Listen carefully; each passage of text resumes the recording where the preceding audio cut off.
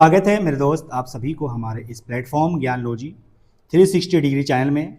और मैं आपके बीच आज लेकर मौजूद हूँ भारत की जलवायु आपके बीच मौजूद हूँ लेकर के, जिसमें हम लोग आज भारत की जलवायु का NCERT पूरी तरह से विवरण, MCQ और उसकी व्याख्या को समझेंगे। ठीक है, अगर आपको यह हमारी वीडियो अच्छी लगती है तो हमारे वीडियो को लाइक और हमारे चैनल को ज़रूर सब्सक्राइब करा करें। ये एक नया अध्याय है, नया सेशन है। मैं एक नया सेशन लेकर चल रहा हूँ NCERT का निचोड़, NCERT का निचोड़। और NCERT के निचोड़ में आज हम लोग जानेंगे भारत की जलवायु। और भारत की जलवायु को चलिए शुरू करते हैं पहला प्रश्न की ओर से। पहला प्रश्न क्या कहता है भारत की जलवायु में? पहला प्रश्न कहता है कि मानसून के संबंध में नीचे दिए गए कथन पर विचार करो। चलो भाई कर लेते हैं। क्या कह रहा पहला क्या कह रहा है कि मानसून शब्द की उत्पत्ति अरबी शब्द से हुई है। मानसून शब्द की उत्पत्ति अरबी शब्द से हुई है। ठीक है जी, चलिए ठीक है, अरबी शब्द से हुई है। अच्छा, उसके बाद क्या कह रहा है दूसरा पॉइंट कि मानसून का अर्थ एक वर्ष के दौरान वायु की दिशा में ऋतु के अनुसार परिवर्तन है। तो बताइए कि इनमें से कौन सा बातें जो है वो सत्य हैं? केवल एक या केवल दो, या ना तो एक और ना तो दो, या एक और दो दोनों? क्या लग रहे हैं आपका आंसर? आपको आंसर इसमें से क्या लग रहे हैं? तो इसका आंसर हो जाएगा सी जो है वो क्या हो जाएंगे भाई? आंसर हो जाएंगे, यानी सी जो है वो सही आंसर है। एक और दो दोनों सही हो जाएंगे। चलिए व्याख्या की ओर आ जाइए। यहाँ पर क्या कहता है देखिए, व्याख्या कहता है मॉनसून शब्द की उत्पत्ति अरबी भाषा के शब्द मौसम से हुई है, जिसका शाब्दिक अर्थ मौसम है। जिसका शाब्दिक अर्थ क्या है भाई? तो मौसम है। मॉनसून का अर्थ एक वर्ष के दौरान वायु की दिशा में ऋतु के अनुसार विपरीत परिवर्तन से है। ग्रीष्म ऋतु में हवाएं समुद्र से स्थल की ओर और शीत ऋतु में हवाएं स्थल से समुद्र की ओर चलती हैं। जी हाँ, ये बात है। ग्रीष्म ऋतु में क्या होता है ना कि हवाएं जो है ना वो समुद्र से स्थल की ओर चलती है, और शीत ऋतु में क्या होती है कि जो हवाएं हैं वो स्थल से समुद्र की ओर चलती है। ठीक है जी, इसलिए ये हमें देखने को मिलते हैं कारण। चलिए और भी कुछ इसके अलावा और जानकारियाँ हैं जो थोड़ा सा कट गया है। चलिए कोई बात नहीं है। क्या कह रहा है जानकारियाँ? और जो जानकारियाँ हैं वो कहता है कि मौसम एक विशेष समय में एक क्षेत्र वायुमंडल की अवस्थाओं को बताता है, जबकि जलवायु दीर्घकालीन औसत है। मौसम जो है ना, मौसम क्या है? एक विशेष समय में एक क्षेत्र के वायुमंडल की अवस्थाओं को बताता है, एक क्षेत्र के वायुमंडल की अवस्था को बताता है, जबकि जलवायु जो है वो दीर्घकालीन लंबे समय तक, ठीक है, औसत है। यानी कि मौसम तुरंत बदल सकता है।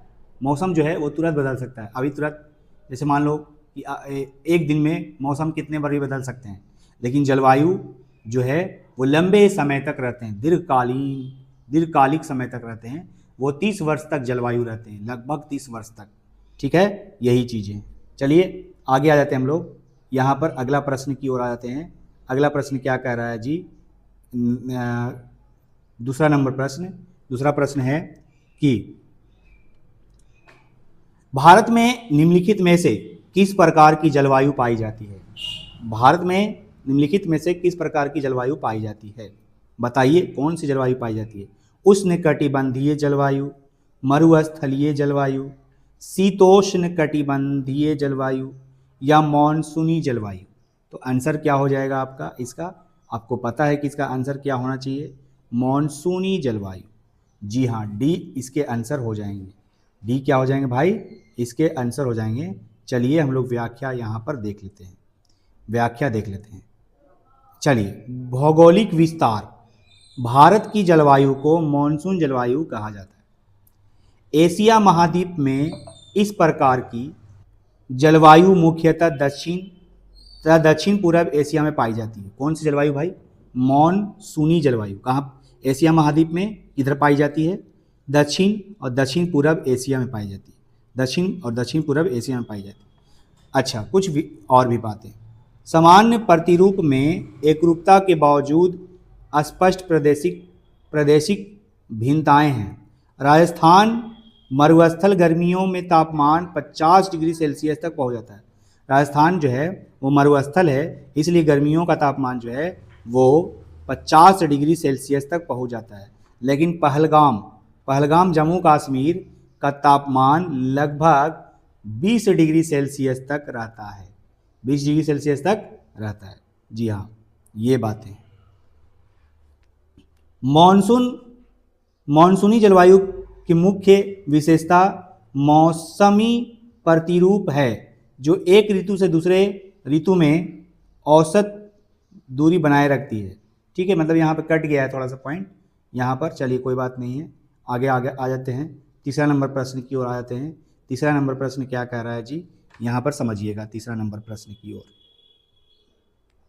तीसरा प्रश्न कहता है कि भारतीय वर्षन की प्रादेशिक विविधताओं के संबंध में नीचे दिए गए कथन पर विचार करो। चलो भाई, यहाँ पर पहला पॉइंट कहता है, क्या कह रहा है कि हिमालय में वर्षन मुख्यतः हिमपात के रूप में होता है। ठीक है, तमिलनाडु के तटीय प्रदेशों में वर्षा शरद ऋतु के आरंभ में होती है। उत्तरी मैदान में वर्षा की मात्रा पश्चिम से पूरब की ओर घटती जाती है। पश्चिम से पूरब की ओर घटती जाती है। तो इन बातों में से कौन सी बातें आपको सत्य लग रही है? तो केवल 1, 2, केवल 2, 3 या केवल 1, 3 या इनमें से सभी? बताइए कौन सी बातें आपको सही लग रही है। तो यहाँ पर 3 बातें जो हैं वो तो गलत है भाई। 3 गलत कैसे है? क्योंकि कह रहा है कि उत्तरी मैदान में वर्षा की मात्रा पश्चिम से पूरब की ओर घटती जाती है। नहीं, पश्चिम से पूरब की ओर घटती जाती नहीं है, पूरब से पश्चिम की ओर घटती जाती है, ना कि पश्चिम से पूरब। तो ये वाला पॉइंट गलत हो जाएगा। तो 3 जो है आपका आंसर नहीं होगा। तो आपके आंसर जो हो जाएंगे वो ए हो जाएंगे। ए, 1 और 2 बातें सही है, तो ए आंसर हो जाएगा। चलिए व्याख्या की ओर आ जाते हैं हम लोग। व्याख्या क्या कहता है यहाँ पर? कहता है व्याख्या, हिमालय में वर्षन कथन एक सत्य है। हिमालय क्षेत्रों में वर्षन अधिकतर हिमपात के रूप में होता है। जी हाँ, जबकि देश के शेष भाग में यह जल की बूंदों के रूप में वर्षा होती है। जी हाँ, हिमालय क्षेत्र में वर्षा जो होती है वो हिमपात के रूप में होती है, यानी कि बर्फ़ों के रूप में होती है ना, बर्फ़ के रूप में होती है। तमिलनाडु की बात जो कर रहा था उसके बारे में समझो, तमिलनाडु की तट की वर्षा की बात जो कर रहा था उसके बारे में। कथन 2 भी सत्य है।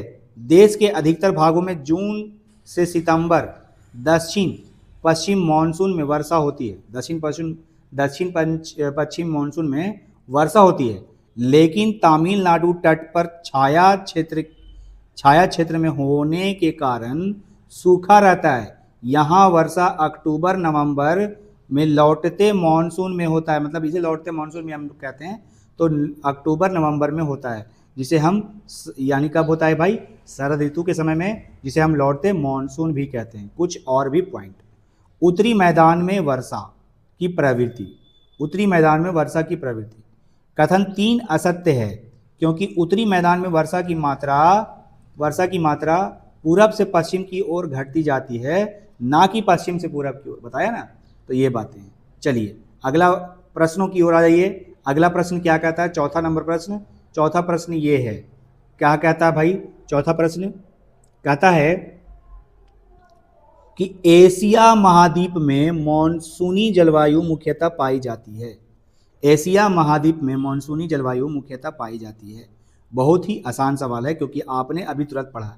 दक्षिण एशिया में, ठीक है, पश्चिम एशिया में, ठीक है, दक्षिण पूर्व एशिया में, ठीक है। तो क्या आंसर हो जाएंगे इसके? क्या 1 होंगे या 1, 2 होंगे? क्या 1, 3 होंगे या 1, 2, 3 सभी होंगे? तो नहीं, इसके आंसर हो जाएंगे सी, 1 और 3। पश्चिम एशिया में नहीं होता है, दक्षिण एशिया और दक्षिण पूर्व एशिया में होता है, ना कि पश्चिम एशिया में। तो यहाँ पर इसके आंसर हो जाएंगे 1 और 3 दोनों। चलिए यहाँ पर व्याख्या की तरफ आ जाइए। व्याख्या क्या कहता है जरा उसको समझ लीजिए। व्याख्या, मानसून जलवायु का क्षेत्र एशिया महाद्वीप में मॉनसून जलवायु मुख्यतः दक्षिण एशिया तथा दक्षिण पूर्व एशिया में पाई जाती है। जी हाँ, भारत दक्षिण एशिया का भाग है। यहाँ की जलवायु को स्पष्ट रूप से मानसूनी जलवायु कहा जाता है। यहाँ की जलवायु को स्पष्ट रूप से मानसूनी जलवायु कहा जाता है। जी हाँ, अब अगर जो बोल रहा था पश्चिम एशिया के बारे में, उसके बारे में थोड़ा सा यहाँ पर कथन को समझ लो। पश्चिम एशिया जैसे सऊदी अरब, ईरान, इराक अधिकांशतः शुष्क और मरुस्थलीय जलवायु पाई जाती है, ना कि मानसूनी। जी हाँ, तो ये बातें थी। चलिए अगला प्रश्न की ओर आ जाइए। अगला प्रश्न बोले तो पांचवा प्रश्न क्या कह रहा है। ठीक है जी, चलिए पांचवा प्रश्न कहता है कि जलवायु नियंत्रक कारक, मतलब बोल रहा पांचवा प्रश्न किसी क्षेत्र की जलवायु को नियंत्रित करने वाले प्रमुख कारक हैं। ओ, किसी क्षेत्र की जलवायु को नियंत्रित करने वाले, क्या बोल रहा है भाई, कि नियंत्रित करने वाले प्रमुख कारण है या कारक है।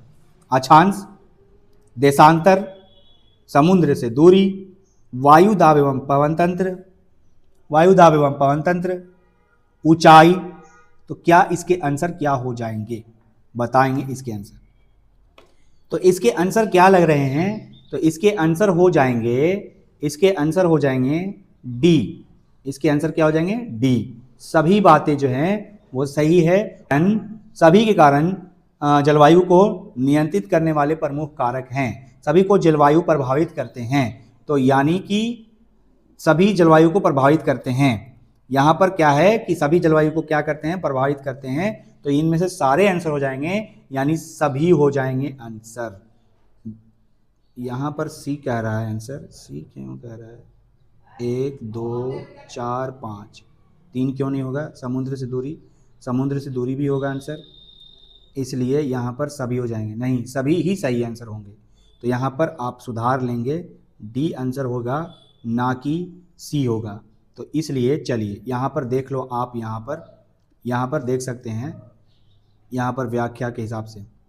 चलिए व्याख्या समझते हैं। व्याख्या क्या, 6 प्रमुख कारक है भाई इसके, जो जलवायु को क्या करते हैं, प्रभावित करते हैं। अक्षांश है, ऊंचाई है, वायुदाब एवं पवन है, समुद्र से दूरी है, महासागरीय धाराएं हैं, उच्चवाच है, ये सब हैं। चलिए अगला प्रश्न की ओर आ जाइए। अगला प्रश्न, छठा प्रश्न क्या कहता है जी। छठा प्रश्न कहता है कि मौसम से संबंधित महाद्वीपीय अवस्था का तात्पर्य क्या है। मौसम से संबंधित महाद्वीपीय अवस्था का तात्पर्य क्या है। पहला ऑप्शन कहता है गर्मी में बहुत अधिक गर्मी तथा ठंडी में बहुत अधिक ठंडा। ठीक है, गर्मी में कम गर्मी और ठंड में कम ठंड। ठीक है, महाद्वीपीय अवस्था की बात कर रहा है। अच्छा ठीक है, उसके बाद क्या कह रहा है भाई कि गर्मी में अधिक गर्मी तथा ठंडी में अधिक कम। एक जो क्वेश्चन का एक जो ऑप्शन है वो छुप गया है, लेकिन इन 3 में से ही आंसर हैं, कोई होंगे, इन 3 में से ही आंसर हैं। तो चलिए अब इन 3 में से आंसर कौन सा होगा बताइए, क्या आंसर लग रहे हैं आपको। तो इसमें से आंसर हो जाएंगे ए हो जाएंगे। आंसर क्या हो जाएंगे भाई, ए हो जाएंगे, यानी गर्मी में बहुत अधिक गर्मी और ठंडी में बहुत अधिक ठंडी। ठीक है जी, चलिए यहाँ पर देख लीजिए, व्याख्या को समझ लीजिए। यहाँ पर व्याख्या क्या कह रहा है, जरा समझिएगा। कहता है व्याख्या, समुद्र का समकारी प्रभाव, समुद्र का जलवायु पर समकारी प्रभाव पड़ता है। तटीय क्षेत्रों में पानी के धीरे धीरे गर्म और ठंडे होने के कारण तापमान वर्ष भर संतुलित रहता है। जैसे जैसे समुद्र से दूरी बढ़ती है यह प्रभाव कम होता जाता है और लोग विषम मौसमी अवस्थाओं को महसूस करते हैं। इसे महाद्वीपीय अवस्था कहते हैं। उदाहरण के लिए दिल्ली का आंतरिक भाग ग्रीष्म में तापमान 45 डिग्री तक और शीतकाल में तापमान 5 डिग्री तक जा सकता है। तो यहाँ अत्यधिक तापांतर, अत्यधिक ठंड भी पड़ रहे हैं और अत्यधिक गर्मी भी पड़ रहे हैं। उसी तरह से अगर हम मुंबई का तापमान देखें तो मुंबई का वर्ष भर तापमान 25 डिग्री सेल्सियस से लेकर 32 डिग्री सेल्सियस तक रहता है। मतलब ज़्यादा तापमान वहाँ नहीं रहता है। कहाँ? मुंबई का तापमान ना ज़्यादा ठंडा पड़ता है और ना ही ज़्यादा गर्मी पड़ता है। तो ये बातें थी। चलिए अगला प्रश्न की ओर आ जाइए। अगला प्रश्न क्या कह रहा है? यहाँ पर कॉरियोलिस बल के बारे में कह रहा है। चलिए, कॉरियोलिस बल निम्नलिखित में से किस कारण से उत्पन्न होता है? कॉरियोलिस बल जो है वो निम्नलिखित में से किस कारण से उत्पन्न होता है? बताएंगे इसके आंसर क्या है भाई। तो इसका आंसर क्या होगा? जी हाँ, तो इसका आंसर हो जाएगा पृथ्वी के परिक्रमण के कारण, पृथ्वी के झुकाव के कारण, पृथ्वी के घूर्णन के कारण, पृथ्वी के गुरुत्व के कारण। तो नहीं, पृथ्वी के घूर्णन के कारण होता है। यानी सी आंसर जो है वो सही आंसर हो जाएगा। चलिए यहाँ पर व्याख्या समझ लेते हैं हम लोग। व्याख्या क्या कहता है? यहाँ पर व्याख्या क्या कहता है जरा समझिएगा। व्याख्या कहता है कॉरियोलिस बल पृथ्वी के अपनी धुरी पर घूर्णन के कारण उत्पन्न होने वाली आभासी बल को कॉरियोलिस बल या विक्षेप बल कहते हैं। बल पवनों की दिशा को प्रभावित करता है, ना कि उनकी गति को।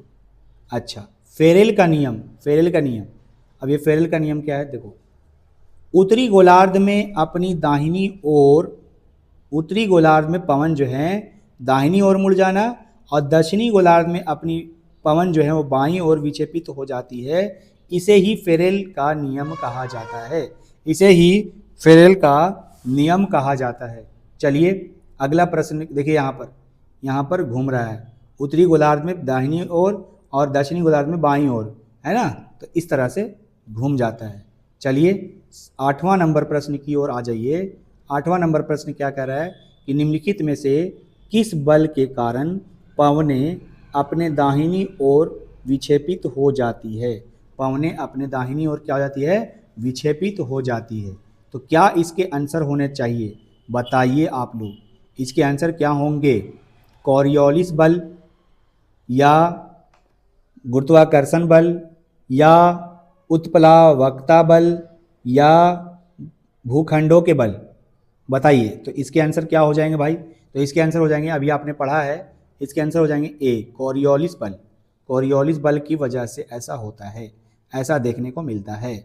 चलिए कॉरियोलिस बल के बारे में फिर से जान लेते हैं कुछ व्याख्या। क्या कह रहा है कॉरियोलिस बल के बारे में? कह रहा है विक्षेपित बल।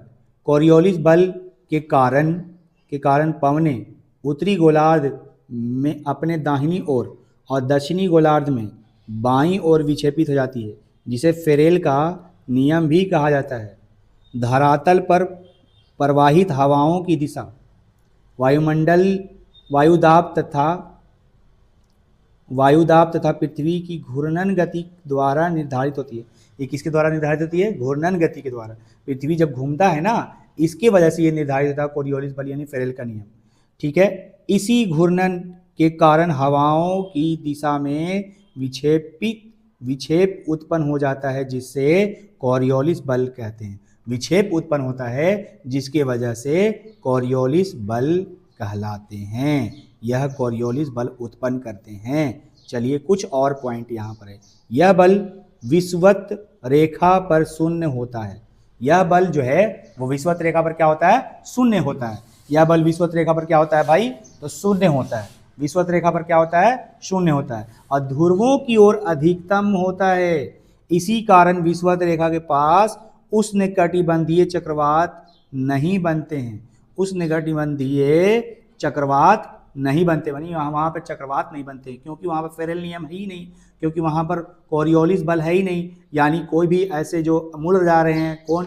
उत्तरी गोलार्ध में दाहिनी ओर मुड़ जा रहे हैं और दक्षिणी गोलार्ध में बाईं ओर मुड़ जा रहे हैं, वहाँ पर ये चीज़ देखने को मिलता ही नहीं है, इसलिए ऐसा है। चलिए 9वां प्रश्न की ओर आ जाइए। 9वां प्रश्न क्या कहता है जी? 9वां प्रश्न कहता है कि लगभग 27 से 30 डिग्री उत्तर अक्षांश के मध्य सक्रिय जेट धारा को निम्नलिखित में से किस नाम से जाना जाता है? बताइए। ये भी बहुत अच्छा सवाल है, बहुत अच्छा प्रश्न है। बताइए। 27 डिग्री से लेकर 30 डिग्री उत्तरी अक्षांश यानी उत्तर अक्षांश के बीच जो जेठ धारा जो बहती है उसे किस नाम से जानते हैं हम, किस नाम से जानते हैं बताइए। उष्ण कटिबंधीय पूर्वी जेट स्ट्रीम, उष्ण कटिबंधीय पश्चिमी जेट स्ट्रीम सी कह रहा है, उपोष्ण कटिबंधीय पश्चिमी जेट स्ट्रीम, शीतोष्ण कटिबंधीय पूर्वी जेट स्ट्रीम। तो 27 डिग्री सेल्सियस से लेकर 30 डिग्री सेल्सियस के बीच बह रहा है, तो इसे हम कहेंगे उपोष्ण कटिबंधीय पश्चिमी जेट स्ट्रीम। यानी इसके आंसर क्या हो जाएंगे भाई, तो इसके आंसर हो जाएंगे सी। क्या हो जाएंगे आंसर, सी हो जाएंगे। चलिए व्याख्या को देख लेते हैं। यहाँ पर व्याख्या समझिए, व्याख्या क्या कहता है, कहता है स्थिति, इसकी स्थिति की बात करें। जेठ धाराएं लगभग 27 डिग्री से लेकर 30 डिग्री उत्तरी अक्षांश के बीच स्थित होती है। अपनी इसी स्थिति के कारण इसे उपोष्ण कटिबंधीय पश्चिमी जेठ धाराएं भी कहा जाता है। भारत में प्रवाह, भारत में ये जेठ धाराएं ग्रीष्म ऋतु को छोड़कर पूर्व हिमालय के दक्षिण में प्रवाहित होती है। हिमालय के कहाँ प्रवाहित होती है, दक्षिण में, हिमालय के दक्षिण में, यानी उत्तर प्रदेश हो गया, उत्तराखंड हो गया, ठीक है, ये सब जगह पर जेठ धाराएं, जेट स्ट्रीम चलती हैं। जी हाँ, अगर हम जलवायु की प्रभाव की बात कर लें, जलवायु पर प्रभाव, इससे जलवायु पर क्या प्रभाव पड़ता है, तो इस पश्चिमी प्रवाह के द्वारा देश के उत्तर एवं उत्तर पश्चिम भाग में चक्रवाती विक्षोभ आते हैं जो सर्दियों में वर्षा का कारण बनते हैं। चक्रवाती विक्षोभ आते हैं जो सर्दी में, इसी कारण से सर्दी में वर्षा होती है, ठीक है, हाँ जी, चक्रवाती विक्षोभ बनते हैं, इसी कारण से वर्षा होते हैं। चलिए 10वां प्रश्न की ओर आ जाइए। 10वां नंबर प्रश्न क्या कह रहा है, जरा 10वां प्रश्न की ओर समझो। यहाँ पर कहता है कि पश्चिमी विक्षोभ के संदर्भ में नीचे दिए गए कथन पर विचार करो। चलो भाई, पश्चिमी विक्षोभ के संदर्भ में नीचे दिए गए कथन पर विचार करिए। पश्चिमी विक्षोभ कैस्पियन सागर से उत्पन्न होता है, ठीक है। भारत में इनका प्रवेश पश्चिमी जेट प्रवाह द्वारा होता है। भारत में इनका प्रवेश जो है वो पश्चिमी जेट प्रवाह द्वारा होता है। तो इन दोनों में से कौन सी बातें जो हैं वो सत्य हैं, तो भाई साहब सत्य बातें तो एक ही लग रहे हैं और वो हो जाएंगे बी। तो बी आंसर जो है वो सही हो जाएगा, बी जो है वो क्या हो जाएगा, वो सही हो जाएगा। तो बी सही है। यहाँ पर व्याख्या देख लेते हैं। व्याख्या क्या कहता है भाई, व्याख्या कहता है कि पश्चिमी विक्षोभ कैस्पियन सागर से नहीं बल्कि भूमध्य सागर से में उत्पन्न होते हैं। ये भूमध्य सागर पश्चिमी एशिया के ऊपर उत्पन्न होने वाली एक कम दाब वाली प्रणाली है। तो कथन एक जो है वो क्या है, गलत है। अच्छा, भारत में प्रवेश कर रहा है भाई। भारत में पश्चिमी विक्षोभ का प्रवेश पश्चिमी जेट प्रवाह द्वारा होता है। ये जाड़े के मौसम में पश्चिम तथा उत्तर पश्चिम दिशा में प्रवेश करती है। जी हाँ, तो ये बातें थी। चलो अगला कुछ और भी पॉइंट है, उसको पढ़ लेते हैं। उष्ण कटिबंधीय चक्रवात मानसूनी महीने के साथ साथ अक्टूबर एवं नवंबर में आते हैं। ये पूर्वी प्रवाह का हिस्सा होते हैं और मुख्य रूप से देश के तटीय क्षेत्रों जैसे उड़ीसा, आंध्र प्रदेश को प्रभावित करती है। तो ये बातें थी। चलिए अगला प्रश्न की ओर आ जाइए। 11 नंबर प्रश्न क्या कहता है, जरा यहाँ पर समझ लेते हैं। 11 नंबर प्रश्न क्या कहता है जी, कहता है पश्चिमी चक्रवातीय विक्षोभ के संबंध में असत्य कथन को छांट लीजिए। ठीक है, छांट लेते हैं। पहला कह रहा है कि सर्दी के महीने में उत्पन्न होने वाला पश्चिमी चक्रवातीय विक्षोभ भूमध्य सागर क्षेत्र से आने वाली पश्चिमी प्रवाह के कारण होता है। ये बात तो अभी आपने पढ़ा थी, ये बात तो सही है। ये प्रायः भारत के पश्चिमी एवं उत्तर पश्चिम क्षेत्रों में प्रवाहित करती है, ये भी आपने पढ़ा, तो ये भी पॉइंट जो है वो सही है। अच्छा ठीक है। शीतकाल में इसे स्थानीय तौर पे महावट कहते हैं। शीतकाल में इसे स्थानीय तौर पे महावट कहा जाता है। ये बातें जो हैं वो सही लग रही है, ये भी बातें, क्योंकि महावट कहा जाता है, सही बात है। पश्चिमी विक्षोभ मुख्यतः पूर्वी तटों को ज़्यादा प्रभावित करती है। पश्चिमी विक्षोभ जो है वो पूर्वी तटों को ज़्यादा प्रभावित करती है। क्या ये बातें सही है? पूर्वी तटों को ज़्यादा प्रभावित करती है? तो ऐसा नहीं है। ये पूर्वी तटों को ज़्यादा प्रभावित नहीं करती है। ठीक है, चलिए, तो ये यहाँ पर डी जो है वो गलत हो जाएगा, डी आपका आंसर हो जाएगा, इसीलिए क्योंकि डी असत्य पूछ रहा है तो डी ही आंसर हो जाएगा। यहाँ पर देख लेते हैं व्याख्या को। व्याख्या क्या कह रहे थे? व्याख्या कह रहे थे कि उत्पत्ति और प्रवाह, यह कम दाब वाली प्रणाली भूमध्य सागर एवं पश्चिमी एशिया के उत्तर उत्पन्न होती है तथा पश्चिमी जेट प्रवाह के साथ भारत में प्रवेश करती है। पश्चिमी जेट प्रवाह के साथ क्या करती है? भारत में प्रवेश करती है। उसके बाद कह रहा है ये विक्षोभ भारत के उत्तर एवं उत्तर पश्चिम क्षेत्रों में जैसे पंजाब, हरियाणा, पश्चिमी यूपी में शीतकालीन वर्षा लाती है, जिसे स्थानीय तौर पर महावट कहा जाता है। यह रबी फसलों के लिए अत्यंत महत्वपूर्ण है। ठीक है, जो गलत पॉइंट है वो क्यों गलत है समझिए। पश्चिमी विक्षोभ का प्रभाव पूर्वी तटों पर नगण्य होता है ना। पूर्वी तटों पर वर्षा मुख्य रूप से उत्तर पूर्वी मानसून, लौटता हुआ मानसून या उष्णकटिबंधीय चक्रवातों में होती है। जी हाँ, तो क्या कह रहा है कि उत्तर पूर्वी मानसून, लौटता हुआ मानसून या उष्णकटिबंधीय चक्रवातों में से होती है। चलिए अगला पॉइंट को अगला प्रश्न को आ जाते हैं। यहाँ पर अगला प्रश्न क्या कह रहा है? अगला प्रश्न की ओर आ जाइए। अगला प्रश्न कहता है कि अंतः उष्णकटिबंधीय अभिसरण क्षेत्र यानी ITCZ के संबंध में नीचे दिए गए कथन पर विचार करो। चलो भाई, नीचे दिए गए कथन पर विचार कर लो। क्या है यहाँ पर पॉइंट? ITCZ के बारे में जो क्या बता रहा है? पहला कह रहा है कि ये विषुवतीय अक्षांशों में विस्तृत गर्द एवं निम्न दाब का क्षेत्र होता है। सूर्य की स्थिति में पश्चिम के साथ यह क्षेत्र उत्तर दक्षिण की ओर खिसकता है। ठीक है, क्या ये दोनों बात सत्य हैं? तो हाँ, ये दोनों बातें सत्य हैं, क्योंकि अभी आपने ये दोनों पॉइंट को पढ़ रखा है। चलिए यहाँ पर हम लोग व्याख्या को पढ़ लेते हैं। व्याख्या क्या कर रहा है जी? चलिए, अंततः उष्णकटिबंधीय अभिसरण क्षेत्र यानी ITCZ विषुवतीय अक्षांशों में विस्तृत गर्द एवं निम्न दाब का क्षेत्र होता है। यहीं पर उत्तर पूर्वी एवं दक्षिण पूर्वी व्यापारिक पवनें आपस में मिलती है। यहीं पर क्या करती है भाई? ये जो ITCZ जो हैं विषुवतीय अक्षांशों में विस्तृत गर्त एवं निम्न दाब का क्षेत्र होता है। यहीं पर उत्तर पूर्वी एवं दक्षिण पूर्वी व्यापारिक पवनें आपस में क्या होती है? तो मिल जाती है।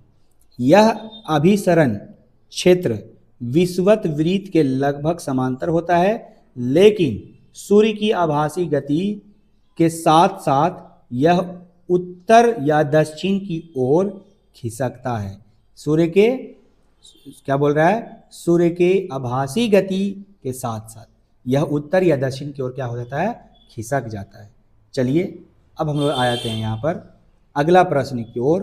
13 नंबर प्रश्न क्या कह रहा है? जरा 13 नंबर प्रश्न की ओर आ जाइएगा। 13 नंबर यहाँ पर 13 लिखने के लिए भूल गए, कोई बात नहीं है, यहाँ पर समझते हैं 13 नंबर प्रश्नों को। एल नीनो क्या बोल रहा है कि एल नीनो के संबंध में निम्नलिखित कथन पर विचार करो। चलो एल नीनो के संबंध में निम्नलिखित कथन पर विचार कर लेते हैं। क्या कर रहा भाई? पहला, ठंडी पेरू जलधारा के स्थान पर अस्थायी तौर पर गर्म जलधारा के विकास को एल नीनो का नाम दिया गया है। क्या ये बात सही है? क्या कह रहा है? ठंडी पेरू जलधारा के स्थान पर अस्थायी तौर पर गर्म जलधारा के विकास को एल नीनो का नाम दिया गया है। अच्छा ठीक है। एल नीनो स्पेनिश शब्द है जिसका अर्थ है बच्चा। जिसका अर्थ क्या है भाई? बच्चा। जो कहाँ का शब्द है? स्पेनिश शब्द है। ठीक है, अगला क्या कर रहा है कि एल नीनो की उपस्थिति समुद्र की सतह के तापमान को बढ़ा देती है तथा उस क्षेत्र की व्यापारिक पवनों को शिथिल कर देती है। ठीक है जी। एल नीनो की उपस्थिति समुद्र की सतह के तापमान को बढ़ा देती है तथा उस क्षेत्र में व्यापारिक पवनों को क्या कर देती है? शिथिल कर देती है। तो क्या इन दोनों में से कौन से कथन, इन तीनों में से कौन से कथन सत्य हैं? बताइए। तो ये तीनों बातें जो हैं वो सही है, ज़्यादा दूर जाने की ज़रूरत नहीं है, सी आपका आंसर हो जाएगा। तीनों बातें सही है, एल नीनो के बारे में ये तीनों पॉइंट जो है वो सही बोल रहा है। चलिए यहाँ पर व्याख्या को समझ लेते हैं। व्याख्या क्या कहते हैं जी, व्याख्या को समझते हैं। व्याख्या कहता है, परिभाषा, ठंडी पेरू जलधारा के स्थान पर अस्थायी तौर पर गर्म जलधारा के विकास को एल नीनो का नाम दिया गया है। बोल रहा है कि ठंडी पेरू जलधारा के स्थान पर अस्थायी तौर पर वहां पर गर्म जलधारा के विकास हो जाता है, तो इसी विकास को हम एल नीनो का नाम देते हैं। इसी को हम क्या बोलते हैं, एल नीनो कहते हैं। जी हाँ, ठीक है जी। चलिए, इसका शाब्दिक अर्थ क्या है? शाब्दिक अर्थ, एल नीनो एक स्पेनिश शब्द है जिसका अर्थ होता है बच्चा, क्योंकि यह धारा क्रिसमस 25 दिसंबर के समय बहना शुरू करती है। क्योंकि ये जो धारा हैं वो क्रिसमस के समय बहना शुरू करती है। चलिए, कुछ और भी पॉइंट है। क्या है? जलवायु का पर प्रभाव, जलवायु पर प्रभाव। एल नीनो की उपस्थिति समुद्र की सतह के तापमान को बढ़ा देती है। समुद्र की सतह के तापमान को क्या कर देती है? बढ़ा देती है। एल नीनो सतह को क्या कर देती है? तापमान, सतह के तापमान को क्या कर देती है? बढ़ा देती है। उस क्षेत्र में व्यापारिक पवनों को शिथिल कर देती है। इसका भारतीय मॉनसून पर प्रायः नकारात्मक प्रभाव पड़ता है। भारतीय मॉनसून पर प्रायः नकारात्मक प्रभाव पड़ता है। जी हाँ, यानी ना के बराबर प्रभाव पड़ता है। चलिए अगला प्रश्न की ओर आ जाइए। 14 नंबर प्रश्न क्या कहता है, जरा यहाँ 14 नंबर प्रश्न को समझ लेते हैं कि मॉनसून के क्या कहता है 14 नंबर प्रश्न कि मॉनसून के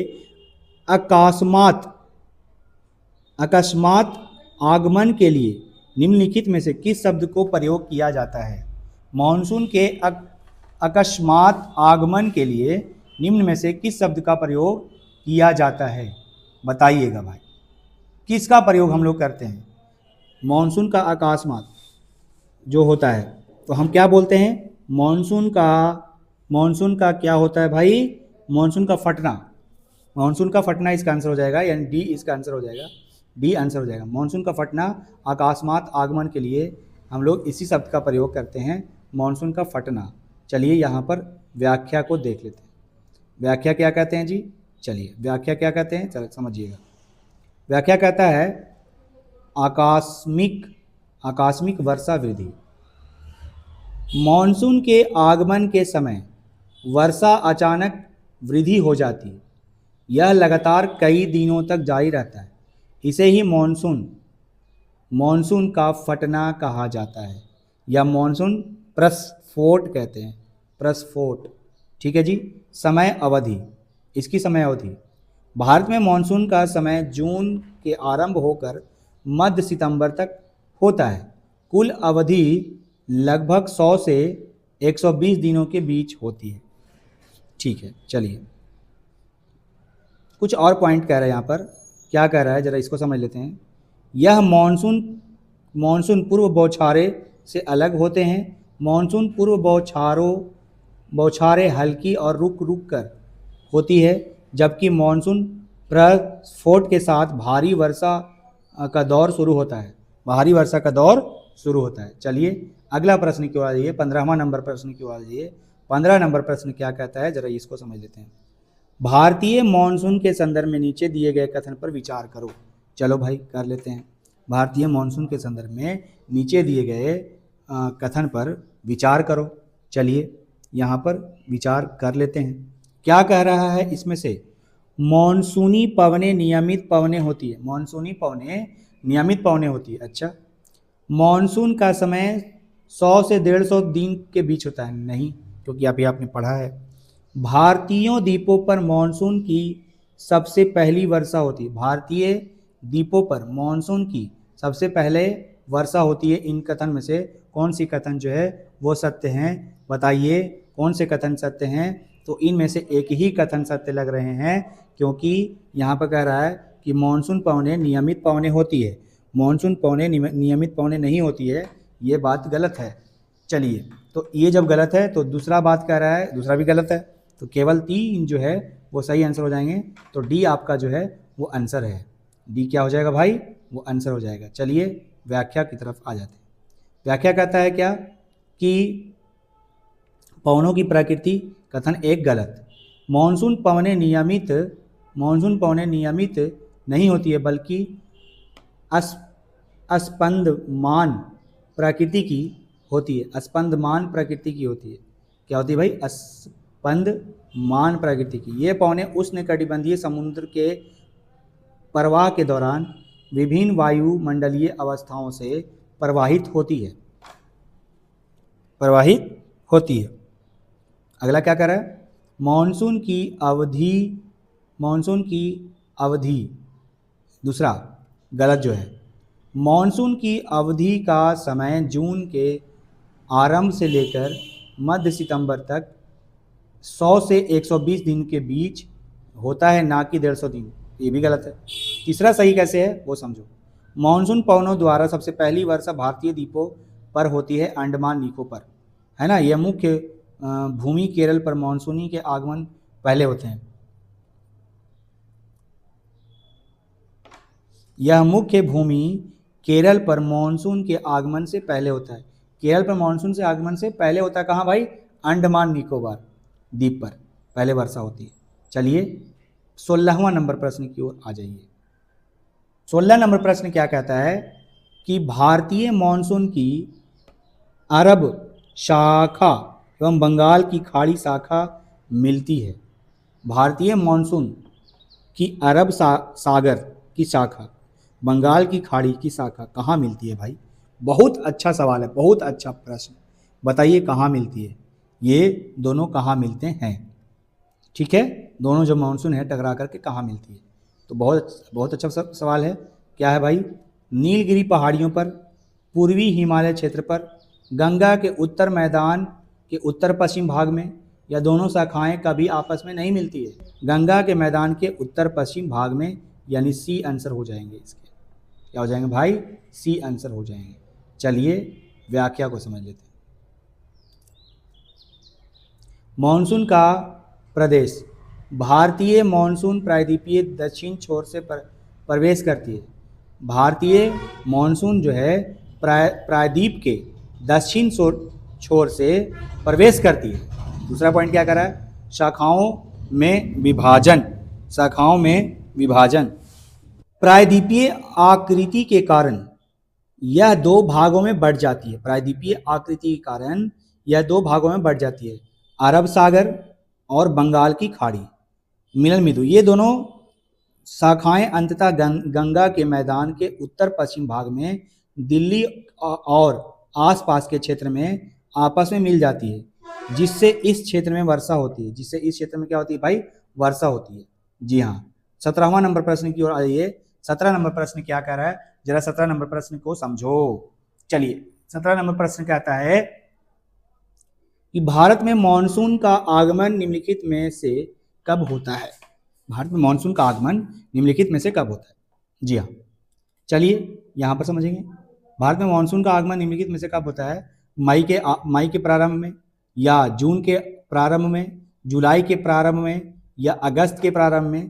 तो ये तो बहुत ही आसान प्रश्न है। इसका आंसर हो जाएगा जून के प्रारंभ में, यानी बी आंसर जो है इसका सही है। बी आंसर जो है इसका सही है। व्याख्या कहता है कि भारत में मानसून का आगमन सामान्यतः जून के प्रथम सप्ताह में होता है। यह भारतीय कृषि और अर्थव्यवस्था के लिए अत्यंत महत्वपूर्ण घटना है। मानसून सबसे पहले भारतीय प्रायद्वीप के दक्षिण छोर यानी केरल तट से प्रवेश करती है। प्रायद्वीपीय से टकराने के बाद दक्षिण पश्चिम मानसून दो शाखाओं में बढ़ जाती है, अरब सागर और बंगाल की खाड़ी में बढ़ जाती है। इस तरह से बढ़ जाती है। चलिए 18 नंबर प्रश्न की ओर आइए।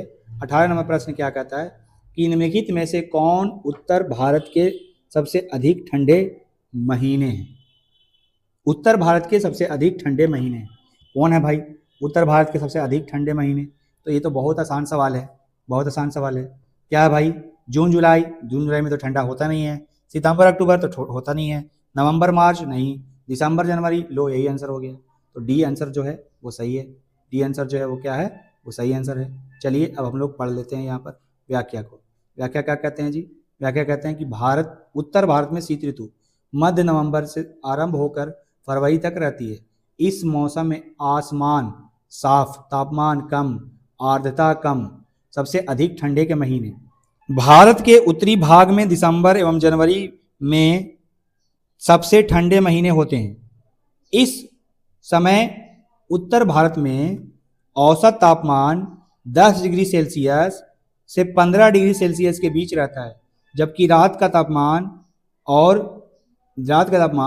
और भी नीचे गिर सकता है। चलिए अगला प्रश्न की ओर आइए। 19 नंबर प्रश्न क्या कहता है? 19 नंबर प्रश्न को देखिए। 19 नंबर प्रश्न कहता है कि नीचे दिए गए कथन पर विचार करो। शीत ऋतु में देश में उत्तर पूर्वी व्यापारिक पवनें होती है। उत्तर पूर्वी व्यापारिक पवनें स्थल से समुद्र की ओर बहती है, इसलिए शीत ऋतु में अधिकतर भागों में मौसम शुष्क होता है। तो इन दोनों में से कौन सी कथन जो है वो सत्य है? हमें तो दोनों बातें सत्य लग रही हैं। पहला कहता है कि शीत ऋतु में देश के उत्तर पूर्वी व्यापारिक पवनें प्रवाहित होती है। उत्तर पूर्वी व्यापारिक पवनें स्थल से समुद्र की ओर बहती है,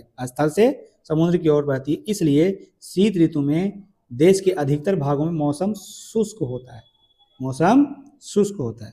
तो ये बातें सही है, दोनों बातें सही हैं, इसलिए सी जो है आपका आंसर हो जाएगा। सी क्या हो जाएगा भाई? आंसर हो जाएगा। यहां पर व्याख्या समझते हैं। शीत ऋतु में देश में उत्तर पूर्वी व्यापारिक पवनें प्रवाहित होती है। ये पवनें स्थल से समुद्र की ओर बहती है, इसलिए देश के अधिकतर भागों में मौसम शुष्क रहता है। तमिलनाडु तट पर वर्षा। इन पवनों के कारण कुछ मात्रा में वर्षा तमिलनाडु के तट पर होती है, क्योंकि यहाँ पवनें समुद्र बंगाल की खाड़ी से स्थल की ओर बहती है। बंगाल की खाड़ी से किधर बहती है भाई? स्थल की ओर बहती है, और यानी समुद्र से स्थल की ओर, और अपने साथ आर्द्रता लाती है। आर्द्रता लाती है। कुछ और भी पॉइंट है।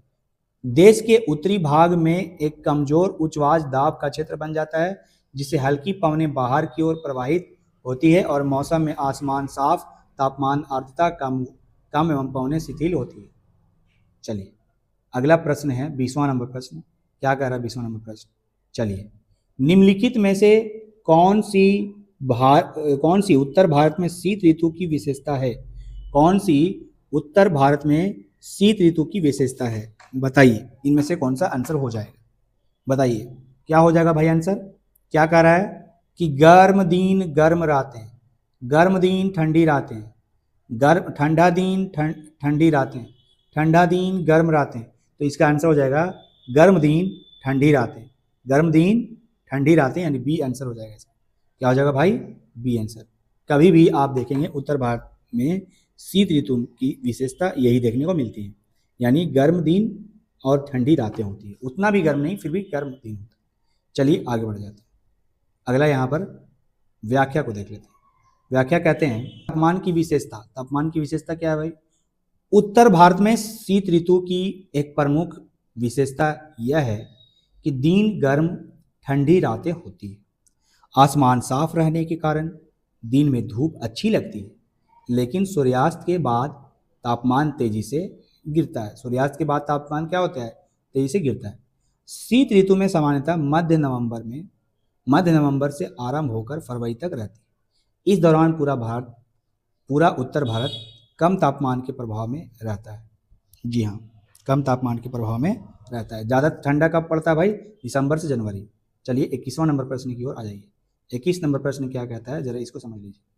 कहता है कि उत्तर तथा उत्तर पश्चिम भारत में ग्रीष्म ऋतु में दिन के समय चलने वाली धूल भरी तथा शुष्क पवनों को क्या कहा जाता है? बहुत आसान सवाल। तो जी हाँ, इसे लू कहा जाता है। क्या कहा जाता है? इसे लू कहा जाता है। क्या कहा जाता है? इसे लू कहा जाता है। चलिए व्याख्या को समझ लेते हैं। व्याख्या क्या कहते हैं कि उत्तर तथा उत्तर पश्चिम भारत में ग्रीष्म ऋतु में दिन के समय चलने वाली धूल भरी गर्म एवं शुष्क पवनों को लू कहा जाता है। क्या कहा जाता है? लू। ये पवनें अक्सर दोपहर के बाद चलती है और कभी कभी देर शाम तक जारी रहती है। इनका सीधा संपर्क घातक हो सकता है, जिसे हीट स्ट्रोक का खतरा होता है। हीट स्ट्रोक का क्या होता है भाई? खतरा होता है, इसलिए इससे बचना है। लू लग जाना जिसको कहते हैं, लू लग जाना। यह मुख्य रूप से पंजाब, हरियाणा, राजस्थान, उत्तर प्रदेश, बिहार के मैदानी इलाकों को प्रवाहित करती है। ये सब इलाकों को क्या करती है? प्रवाहित करती है। चलिए अगला यहाँ पर सवाल क्या है? 22 नंबर सवाल, आम्र वर्षा का संबंध निम्नलिखित में से किस राज्य में है? आम्र वर्षा कहाँ ज़्यादा देखने को मिलते हैं? तो इसके आंसर क्या लग रहे हैं आपको? आम्र वर्षा। तो आम्र वर्षा की अगर हम बात करें, आम्र वर्षा की बात करें तो पंजाब हरियाणा, उत्तर प्रदेश बिहार, गुजरात उड़ीसा नहीं, केरल और कर्नाटक, जी हाँ यही आंसर हो जाएंगे। तो डी जो है वो क्या हो जाएगा आंसर? केरल और कर्नाटक में आम्र वर्षा देखने को मिलते हैं। क्या भाई? केरल और कर्नाटक में क्या देखने को मिलते हैं? आम्र वर्षा। चलिए यहाँ पर हम लोग व्याख्या को समझ लेते हैं। ग्रीष्म ऋतु के अंत में प्रायः अप्रैल और मई में कर्नाटक एवं केरल में पूर्व मानसूनी वर्षा होती है। पूर्व मानसूनी वर्षा होती है। इसके कारण आम जल्दी पक जाते हैं। यहाँ वर्षा आम की फसल के लिए अत्यधिक लाभदायक होती है। इन्हें पेड़ से गिरने से बचाती है। नामकरण, इसका नाम आम्र वर्षा क्यों दिया गया? आम की फसल को जल्दी पकने में सहायता करने के लिए इसे स्थानीय रूपों से आम्र वर्षा कहा जाता है। मतलब आम जो वर्षा होती है ना, आम को पकाने के लिए जल्दी पका देती है, इसलिए हम उस वर्षा को आम्र वर्षा कहते हैं। समझ में आया? जी हाँ। तो ये बातें हैं। चलिए 23वां नंबर प्रश्न की ओर आइए। 23 नंबर प्रश्न क्या कहता है, जरा यहाँ पर समझें। 23 नंबर प्रश्न कहता है कि नीचे दिए गए विकल्पों में से किस स्थान पर विश्व में सबसे अधिक वर्षा होती है? वाह, बहुत आसान सवाल। किस स्थान पर सबसे अधिक वर्षा होती है? बताइए भाई। तो सबसे अधिक वर्षा कहाँ होती है? तो होती है मेघालय की पहाड़ियों पर। एक जगह है जिसका नाम है मासिन राम। अब आपको ही पता होगा इसका आंसर, मासिन राम, यानी मासिन राम इसका आंसर हो जाएगा, मासिन राम। चलिए मासिन राम के बारे में हम लोग यहाँ पर समझ लेते हैं क्या कह रहा है। मासिन राम मेघालय राज्य की खासी पहाड़ी की दक्षिण श्रृंखला में स्थित है। यह अपनी विशिष्ट कीपनुमा भौगोलिक स्थिति के कारण बंगाल की खाड़ी की शाखा में भारी मात्रा में नमी प्राप्त करता है। ठीक है जी। विश्व रिकॉर्ड, यह स्थान विश्व में सबसे अधिक औसत वार्षिक वर्षा वाला क्षेत्र है। यहाँ औसत वार्षिक वर्षा लगभग 11,872 मिलीमीटर होती है, जो इसे पृथ्वी पर सबसे आर्द्र स्थान बनाती है। सबसे आर्द्र स्थान किसको बनाती है भाई? पृथ्वी पर मासिन राम को। चलिए अगला प्रश्न की ओर आइए। 24वां नंबर प्रश्न क्या कहता है, जरा यहाँ पर समझ लेते हैं। पश्चिम बंगाल में तीव्र हवा के साथ गरज वाली मूसलाधार वर्षा को निम्नलिखित में से किस नाम से जाना जाता है? बताइए किस नाम से जाना जाता है? बताइए किस नाम से जाना जाता है? तो इसे हम कहते हैं काल बैसाखी। क्या बोलते हैं भाई? काल बैसाखी के नाम से जानते हैं। क्या बोलते हैं? काल बैसाखी। अब देखिए काल बैसाखी के बारे में यहाँ पर व्याख्या समझ लेते हैं। परिभाषा एवं क्षेत्र, पश्चिम बंगाल में ग्रीष्म ऋतु में तीव्र हवाओं के साथ गरज वाली मूसलाधार वर्षा को काल बैसाखी कहा जाता है।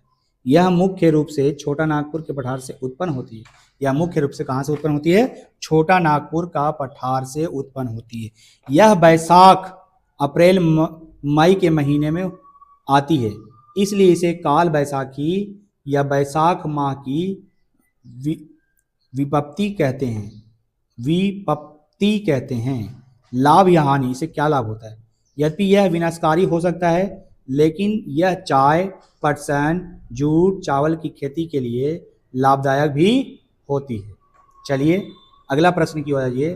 25 नंबर प्रश्न क्या कहता है, जरा इसको पढ़ लेते हैं। 25 नंबर प्रश्न कहता है कि उत्तर के मैदान में शीत ऋतु में होने वाले वर्षा को इनमें से किस नाम से जाना जाता है? उत्तर के मैदान में शीत ऋतु में होने वाले वर्षा को इनमें से किस नाम से जाना जाता है? बताइए किस नाम से जाना जाता है? तो अभी आपने इसको पढ़ा है, ऊपर में पढ़ा है, पढ़ रखा है। बताइए क्या आंसर होगा इसका? बताइए जल्दी बताइए। क्या महावट होगा, आम्र वर्षा होगा, लू होगा, या फूलों की बौछार होगा। तो इसके आंसर हो जाएंगे शीत ऋतु में होने वाले वर्षा को हम कहते हैं महावट। क्या बोलते हैं भाई? महावट। तो ए आंसर हो जाएगा इसका। चलिए यहाँ पर व्याख्या को समझ लेते हैं। व्याख्या क्या कहते हैं जरा समझिए। उत्तर भारत में मैदानों में शीत ऋतु में होने वाली वर्षा को स्थानीय तौर पे महावट कहा जाता है। यह वर्षा पश्चिमी चक्रवाती विक्षोभ के कारण होती है। ये कम दाब वाली प्रणाली भूमध्य सागर एवं पश्चिमी एशिया के ऊपर उत्पन्न होती है तथा पश्चिमी जेड प्रवाह के साथ भारत में प्रवेश करती है। जी हाँ, कुछ और पॉइंट है कृषि के लिए। यदि शीतकाल में होने वाली वर्षा की कुल मात्रा को कम होती है तो किंतु रबी फसलों को के लिए अत्यधिक ये क्या होता है? महत्वपूर्ण होता है। शीतकाल में होने वाली वर्षा की मात्रा कम होती है तो ये रबी फसल के लिए क्या होता है भाई? अत्यधिक महत्वपूर्ण होती है। चलिए 26 नंबर प्रश्न की ओर आइए। 26 नंबर प्रश्न क्या कहता है जरा यहाँ पर पढ़ करके हम लोग 26 नंबर प्रश्न को समझ लेते हैं।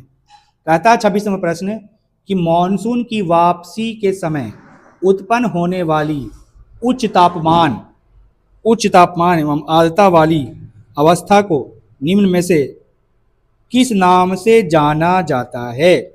बताइए। तो इसके आंसर हो जाएंगे, इसे हम कवार की उमस के नाम से जानते हैं। कवार की उमस, क्या जी भाई साहब? कवार की उमस के नाम से जानते हैं। कवार की उमस के नाम से जानते हैं। चलिए यहाँ पर व्याख्या देखते हैं। व्याख्या क्या कहते हैं भाई? मॉनसून की वापसी के समय उत्पन्न होने वाली उच्च तापमान एवं उच्च आर्द्रता वाली अवस्था को कवार की उमस के नाम से जाना जाता है।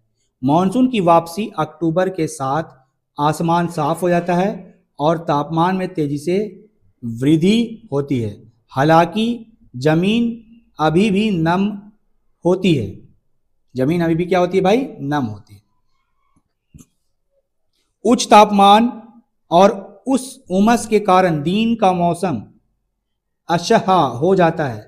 अशहा हो जाता है, अशह हो जाता है। इनके विपरीत रातें ठंडी एवं सुहावनी होती है। 27 नंबर प्रश्न की ओर आ जाइए। 27 नंबर प्रश्न क्या कहता है? कोरोमंडल तट पर अधिकतर वर्षा किन चक्रवातों के कारण होता है? कोरोमंडल तट पर अधिकतर वर्षा किन चक्रवातों के कारण होता है? इसका आंसर क्या होने चाहिए? बताइए। उष्णकटिबंधीय चक्रवात, उपोष्णकटिबंधीय चक्रवात, पश्चिमी चक्रवाती विक्षोभ या इनमें से कोई नहीं? बताइए इसके आंसर क्या हैं? इसके आंसर क्या हैं? तो इसके आंसर क्या होने चाहिए बताएंगे। तो इसके आंसर हो जाएंगे ए, उष्णकटिबंधीय चक्रवात। उष्णकटिबंधीय चक्रवात के कारण कोरोमंडल तट पर अधिकतर वर्षा देखने को मिलते हैं। चलिए यहाँ पर व्याख्या को समझिए। व्याख्या क्या कहता है? चक्रवाती वर्षा, कोरोमंडल तट पर अधिकतर वर्षा उष्णकटिबंधीय चक्रवातों के कारण होती है।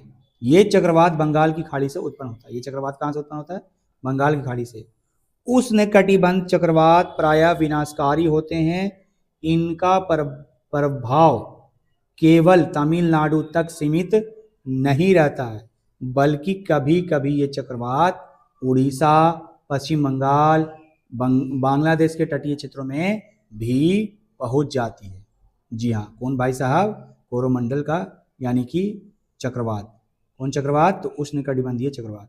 चलिए 28 नंबर प्रश्न की ओर आ जाइए। आज का जो है वो अंतिम प्रश्न है। 28 नंबर प्रश्न आज का ये अंतिम प्रश्न है, यानी कि आपका चैप्टर हो गया समाप्त। चलिए वर्षा